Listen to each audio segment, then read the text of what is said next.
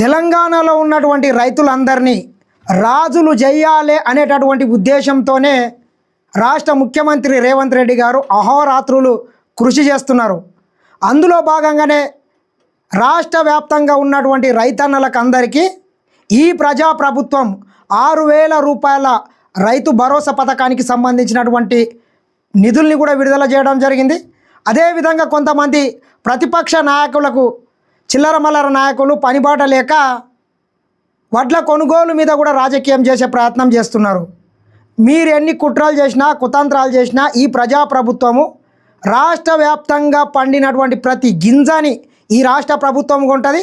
అదేవిధంగా సన్న వడ్లు ఎవరైతే పండించిండ్రో ఆ రైతులకు కూడా 500 రూపాయల బోనస్ కూడా అందిస్తుంది. కాబట్టి రైతులు ఎవరు దళార్లని రైస్ మిల్లను ఆశ్రయించకండి.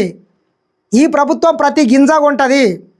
మనం చూసినాం గతంలో కూడా రాష్ట్ర వ్యాప్తంగా ఉన్నటువంటి రైతన్నలకు అందరికీ దాదాపు 21,000 కోట్ల రూపాయలను 2 లక్షల లోపు ఉన్నటువంటి రుణాలను అన్నింటినీ కూడా మాఫీ చేసినటువంటి ఘనత ఈ రాష్ట్ర ప్రభుత్వానిది. అదేవిధంగా ప్రతి ఎకరాకు 6,000 రూపాయల రైతు భరోసా ఇట్లా రైతుల కోసము అనేక సంక్షేమ కార్యక్రమాలను ఈ ప్రభుత్వం తీసుకొస్తుంటే కొంతమంది కండ్లు లేని కబోదులు ఈ ప్రభుత్వం మీద ప్రతిరోజు దుష్ప్రచారం చేసి చిల్లర మల్లర కార్యక్రమాలు చేసే పని పెట్టుకున్నారు. కాబట్టి మీరెన్ని ఇటువంటి చిల్లర మల్లర కార్యక్రమాలు పెట్టుకున్నా ఈ ప్రజాప్రభుత్వం రైతుల సంక్షేమం కోసం మాత్రమే పనిచేస్తుందని మరొకసారి హెచ్చరిస్తున్నాం.